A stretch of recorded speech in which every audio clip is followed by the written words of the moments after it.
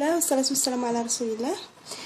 غنصاوب معكم واحد الكاطو اللي هو سهل، كيجيني سهل وكيعجبني نصاوبو حيت ما كندخلوه الفران، ما حتى شي حاجه. وحتى المكونات ديالو بساط وما كاينش فيه يمكن يصدق يمكن ما يصدقش، في الغالب كيصدق. انا هنا عندي لاصوص كراميل مع الشوكولات، فكانت سخونه ولحت عليها الشوكولات ذوبته معاها. ممكن تستعملوا غير الشوكولات مذوب بوحدو ماشي مشكل.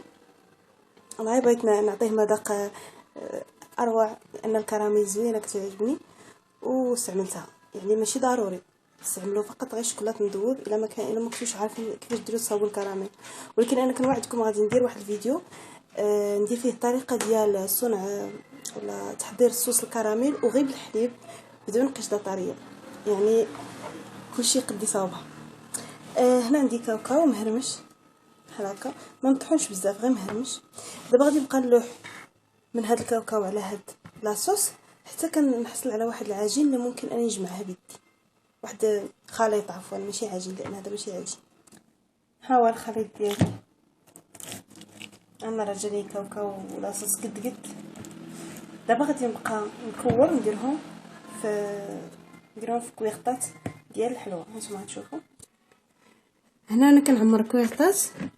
بالنسبه لهذا مع دابا سخون الحل ما تجمعاتليش، انا كنعمرها غير بمعلقه بحال هكا صغيره صافي.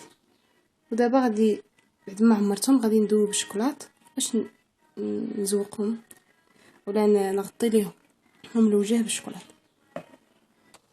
ها هي الحلوه ديالي استفتها في بلاطو باش يسهل عليا ندخلها للثلاجه. دابا ذوبت الشوكولات في بان ماغي، في حمام ماي. غادي نبقى نهز بمعلقه صغيره بحال هكا ونبقى نحط على الحلوه شويه الشوكولات غير تغطى صافي. وإلا كان عندي فيرميسيل ملون كنحطو فوق، كنرش به الاخر كيجي منظر زوين. ما كانش كنرش عليها غير الكوك ولا الكاوكاو مهرمش ولا اللوز. المهم كنزين بشي حاجه ولا كنزين بالشوكولاط الابيض على حسب المتواجد. انا غادي نرش عليها شويه الكوك ولا غنشوف شنو باش نزوقها. ها هو الكاطون بعد ما درت ليه الشوكولاط والكوك.